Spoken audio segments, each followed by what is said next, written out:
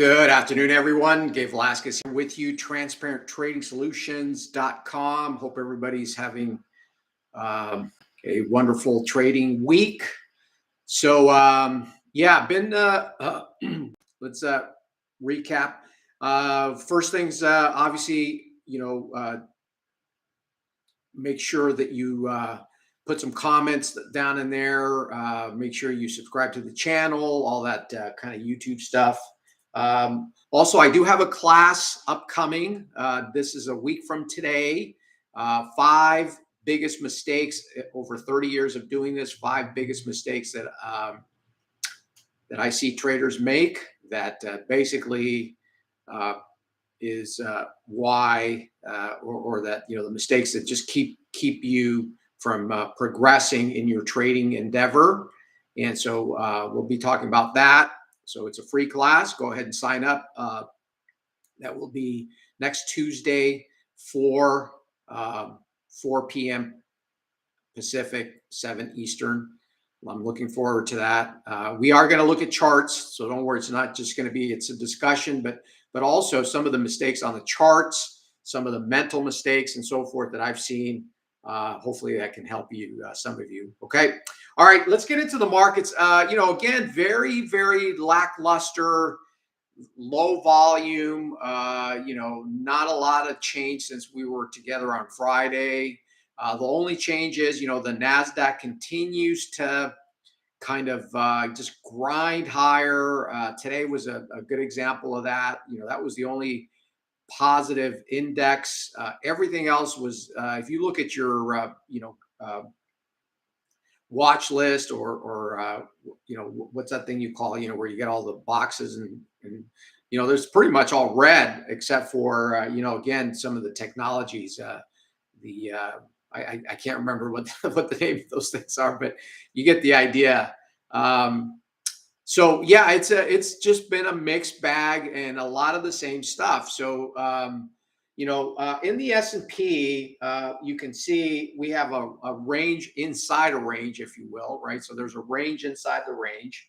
The bigger range is 40.60 up to like 42.20. The smaller range now that we have been in for now a week is I would say 41.75-ish, 41.70 to down to like 41.11. So now we're in that smaller range, and we just can't get out of it. For whatever reason, I think the debt ceiling now is kind of holding people back, and then again, just kind of muddled economic data coming out. One day good, one day bad. The Fed.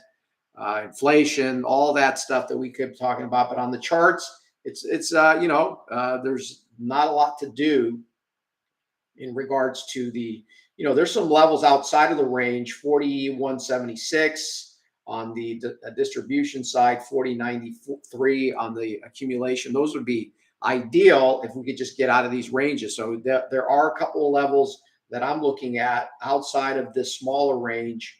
Again, 41.76, 40.93.50 on the downside could be a possibility. So that's the S&P. NASDAQ, again, has been the leadership. It did break above, we had that distribution I mentioned on Friday, 1348.83, 1355.86. We did pierce into that today and we are basically right on the line where we pierced out of that. We had a little pullback. We came in there, coming back out again. We'll see. We are, by the way, we are long SQQQ, which is basically a short. We were ahead on that trade. Now we're a little bit upside down on it. And we'll see what happens over the next few days. I think, again, if we don't get a deal by Friday on the debt ceiling, I think the market sells off. And again, the analog, I wrote about it over the weekend. If you want to subscribe to my newsletter, is the 2011 situation where the market dropped about 19% very quickly when they came down to the 11th hour and they couldn't get a deal done. If we get into that situation, that could be setting up for that. If they get a deal sooner rather than later, then obviously that would take some pressure off the market and probably at least get a knee-jerk rally, maybe get the S&P out of the range, and so forth. So, but at the end of the, again, NASDAQ, if it takes out 13,586, we got another level up top. But it is still the strongest market. The market's very narrow, about 10 stocks driving the whole caboodle here. So we'll see if that a lot of people are pointing to that, saying this narrow market cannot persist. Something's got to give. So we'll see if that goes. I mean, can it still keep going like this? Yep. But I think we have to broaden out the rally. We have to get some more participation from a bunch of the other sectors. None of the 80% of the sectors today, again, if you look at your screens, were pretty much down. So that had. By the way, also Home Depot, as everybody knows, was also missed earnings and so forth. So now pullbacks, we've got a level 13,112 on the NASDAQ, so that could be something. It's been kind of just grinding. It's just been a slow grind to the upside. So we'll see if that goes. Dow also been laggard. With a lot of these. With the 30 stocks, one stock today, obviously Home Depot was pressuring the Dow. We got 33K is a strong support on the Dow. And below that, don't have anything till about 32.6 in the high sixes, 32,673 or so. Okay. If we do break down, and if we if we don't get a deal by the end of this week, we could actually be all the way back down to maybe 31,560 or so as well on the Dow. Small caps, as we know, they've been the laggard. Also, big, creating a smaller range, 1735 to about let's call it 1800 on the small caps. The IWM, those could be trying to play catch up if the market does rally. So we watch that for a catch up trade as well. They're literally the mirror image of, or the stark difference between, they're hitting a new low while the NASDAQ is hitting a new high relative to the August levels. So it's going to be fascinating to see if we can get that moving. Okay, bonds all over the place. As I've been saying, we almost cleared. We cleared a little bit the 129 level that I've been talking about on the 30-year, came right back up. So we're kind of hanging at the support on the 30-year. 10-year, not quite. It's not as clean. We've got down to about 114 on the 10-year and 117 on the upside. So we also have these ranges also in the bond market. And again, what's going to get us out of here? Who knows? It's going to be interesting. A lot of these markets are kind of mirroring each other. Bonds back and forth, stocks back and forth, and the dollar also. The dollar did get some strength. I think I mentioned that on Friday. We did break out of the smaller range, and now it looks like we can take out 103, 103.35. We probably get a really big rally in the dollar coming up. So it'll be interesting to see. Or we just, again, we come back. What typically is happening is you get a big move up, and then the thing comes all the way back down, just like on the lower end of the range of 101. That looked like it was going to break down and then right back up again. So we've got a lot of the same dynamics here. In terms of the currencies, I'm not really going to, yen looks like could come down. Yen is getting some nice movement. That seems to be looking to get down below 170 or 73. And the calm dolls I've been talking about, been back and forth, big swings. Those are the ones I would focus on: the New Zealand, Canadian, and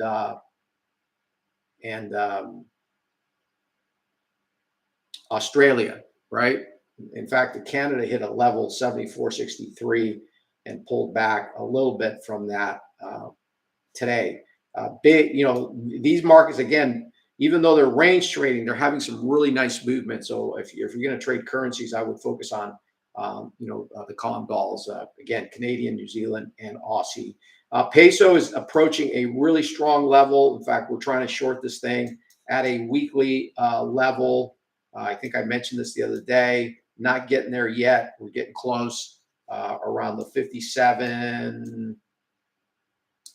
Yeah, right. Actually, closer to the 58 on a weekly, daily chart. You'll see that very cleanly. Okay. Gold and silver, all the metals, all over. In fact, gold looked like it's going to break down. If it breaks this 1987, we probably see gold falling all the way back down to like 1900, I would say. So and again, it's going to be predicated on the dollar. If the dollar breaks to the upside, all these metals are going to push down. We are trying to get long copper. This is an industrial metal, and this will also be impacted by the dollar. So if the dollar gets really strong, this probably won't work out. We're trying to get long in the 360 area on the copper. We're using micro contracts for that. Okay. Also, platinum I mentioned the other day. That's also could pull back to some really decent levels around the 1030-ish area on that. Okay. And we had a huge drop off of a really beautiful level, that 11. In retrospect, doesn't matter, obviously. 1180. I'm sorry, 1137. There had a huge drop from there. But platinum is another one of those markets. If you are okay with the risk, then you can trade that. Okay, and then oil just meandering now. Again, we're trying to get either long or short above the current range that's been forming. We got inventories tomorrow. We'll see if that gets us moving after that big ricochet off the bottom there at 63. We looked like we were going to rally, and now again, like a lot of these markets, just kind of stalling out here between 70 and 69 and a half and 70 and a half, 71 and a half. It looks like we're forming another range, but tomorrow we got inventory, so that may move the market there. Nat gas did get a nice pop. We are still in the nat gas market. I think I mentioned we got a nice rally off the bottom. Looks like we are in a bottoming process. We still have to take out 250, and we could just be in a range between. I anticipate we probably start a new range between 2 and 3. That's a pretty nice range to trade against, but I would avoid the middle part of that between 2 and 3 and go to the extremes on these, especially in nat gas. So we'll see how that goes. We are long from the bottom. We were kind of upside down on that. We're almost. I mean, we actually were. We need the thing to get above 250, and then I think we're good to go. We're in a position in the Boyle, which is the leveraged ETF, and we're actually long calls, 2.5 calls on that. So we'll see how that goes. Grains. Interestingly, today soybeans really got hit, almost limit down. They were down about 36. We are coming into some levels also in soybeans. Been focused a lot on those because those markets are actually moving again, down in the low $13 bushel level. Wheat has basically just been swinging between 6 bushel and about 650, so nothing there. And corn is also stuck in a range, pretty much also between, let's call it 6 and 570, very clearly defined range in corn, which implies that we are going to probably break out coming up pretty soon here. One last thing, Tesla. I mentioned that as a great trading stock. We do watch Tesla for options trades and so forth. We have an investor meeting tonight in Tesla. I don't know if you guys know that. Do expect a nice move out of Tesla. We are TTS. We are positioned to capture both sides using some option strategy uh, that can capture both sides. We got to have a big move though in order to make money, and it's a fairly aggressive trade. We're going out just to this Friday because I do expect coming in tomorrow, depending on how investors react to what Musk says tonight. Last time we had this, but the market tanked. I mean, the Tesla dropped like 20 points, if you recall. It was sitting around distribution around 215. Remember, and then they just took that thing down all the way back to 180. If that happens, that would be great. If they get that thing to move 10, 20 points between now and Friday, that would be a very nice trade for us. If it doesn't, then again, we will probably end up taking a small loss on that. So that's the way those options work. And, again, coming into this situation where you have a volatile stock, volatility has actually come down a little bit. Implied volatility on those options have come down quite a bit. So we'll see how that goes as well. Okay. All right. So again, just quick reminder, I got a class coming up, 5 mistakes. I think it's just from my 30 years of doing this. I kind of talk about this, but I'm going to be very specific. And the top 5, let's say the top 5 in order of importance, I think is going to be interesting. And again, some of it has to do with the charts. So, don't think it's just going to be some talk about psychology or whatever. That's fine. But I will be spending some time with you looking at some of the charts and some of the mistakes I think a lot of people make on the charts as well, looking at the charts the wrong way. Okay. All right. And I think that does it. Have a great rest of your week, everybody. It's a short session because there's not a lot. I don't talk about other stuff. Just right to the point. So hopefully everybody has a great week. Again, hopefully the markets get moving. I think the debt ceiling again. If we get a deal by Friday, we probably get a rally. If it comes Friday and there's no deal, expect the market to really sell off. The charts are kind of setting up that way. But you never know. I mean, when you get in these ranges, you just don't know which direction it's going to break. I know everybody can take, kind of put their flag on the ground and say, I'm bearish or I'm bullish. But that, as you know, that hardly ever works. So you got to let the markets tell you, listen to the message of the markets, and go from there instead of, being dogmatic and saying, yeah, the market has to go this or that, this way or that way. Uh, right now it looks like, it can break either way, really. And so I think the catalyst, it needs a catalyst. And then clearly the debt ceiling negotiations are going to be a very important catalyst. Okay. All right, everybody, have a great rest of your week. I'll see you on Friday. If you want some other information, transparenttrading-solutions.com.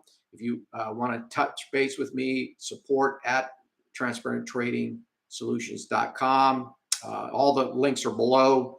Also, again, sign up for, let people know the channel so I can keep growing it. If not, have a great rest of your week, and I'll see you on Friday. Take care.